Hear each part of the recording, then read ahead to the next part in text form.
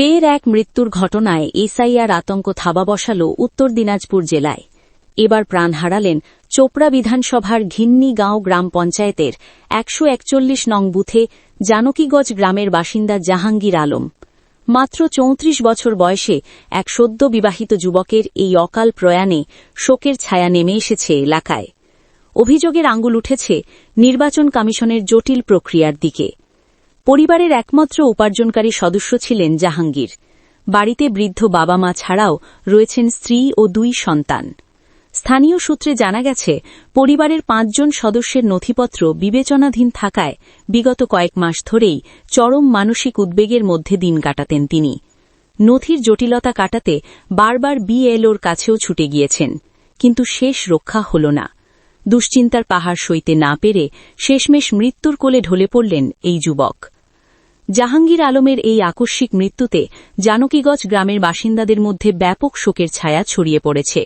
এলাকার মানুষজন প্রশাসনের এই দীর্ঘমেয়াদী নথি পরীক্ষা ও সংশোধনের প্রক্রিয়াকে কাঠগড়ায় তুলেছেন। নির্বাচন কমিশন আজ যেন নির্যাতন কমিশনে পরিণত হয়েছে।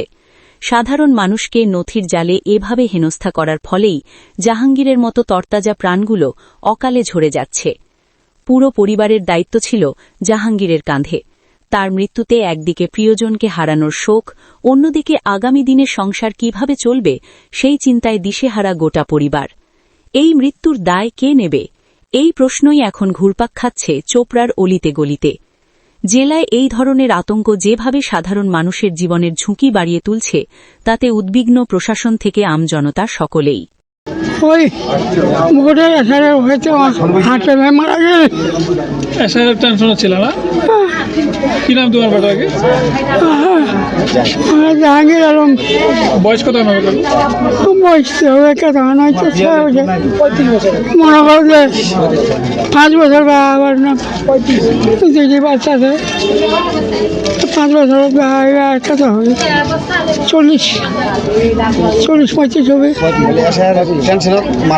মারা গেল টেনশন। তোমার বাড়ির কি কেউ বিবেচনাধীন ছিল ভোটার লিস্ট?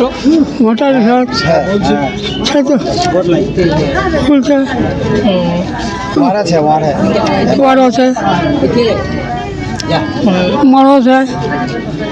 এসআইআরের কাগজগুলো ঘুরে এসেছিল, সেই জন্য আমার স্বামী একটু টেনশনে ছিল, চিন্তিত। তবু ওই আইসক্রিমের দোকান করছে, আমাদের জমি জায়গা কিছুই নেই, এমনি খাই, ব্যবসা করি, খাই আইসক্রিমের দোকান করে। তবু দোকান নিয়ে গিয়েছিল, ওখানে হার্ট অ্যাটাক করে টেনশনের জন্য মারা গিয়েছে। এসআইআরের জন্য ওনার নাম কি বিবেচনাধীন রয়েছে? হ্যাঁ, ভোটার লিস্টের কাগজ ঘুরে এসেছে এসআইআরের। মানে ও কি করছিল কাজ? আইসক্রিমের দোকান করে। আর কত ছেলে রয়েছে? একটা ছেলে একটা মেয়ে। এখন কি করে সংসার চলবে? ওইটাই তো আমি সরকারের কাছে আবেদন করতেছি, আমাদের ছেলে মেয়ে পালিগত করার জন্য যদি সরকার আমাকে কিছু দেয় তাহলে সহযোগিতা, তাহলে ভালো হয়। এটা ব্যাপারটা হচ্ছে, ছেলেটা তো খুব সুস্থ, কালকেও দোকান নিয়ে গেছে, কিন্তু এর পুরা পরিবারের ওই বিচারাধীন নাম এসছে তো ভোটার লিস্টে, এর জন্য এই ছেলেটা খুবই পেরেশানি ছিল। বিএলও সাহেবের কাছে বারবার যায়, কিন্তু বিএলও সাহেবও কোনো ই করতে পারেনি, বিচারাধীন আছে বলে বলছে ওদিকে যা হবে দেখব। এই ছেলেটা এই জন্যই ওখানে হঠাৎ করে টেনশনে মারা যায়। এদের বাড়ির কজন বিবেচনাধীন রয়েছে? বিবেচনাধীন শুধু ওর বাবা মা ছাড়ে দিয়ে সবকটাই আছে। হ্যাঁ হ্যাঁ হ্যাঁ, উনিও বিবেচনাধীন তো, সেই টেনশনে মারা গেছে। ওর নিজেরও নামটা আসেনি, আর ওর বাবারও নামটা আসেনি, ওর দুটা পরিবারের 5 জন সদস্যের নাম আসেনি। বয়স কতটা হবে ওনার? বয়স হবে প্রায় 30 বছর। কতদিন আগে বিয়ে করেছে? বিয়ে করার 5 বছর হলো। দুটি বাচ্চা, একটার বয়স হবে 4 বছর, একটা এই ছোট্ট ছেলেটা 3 বছর। এটা জায়গাটা জানকীগঞ্জ।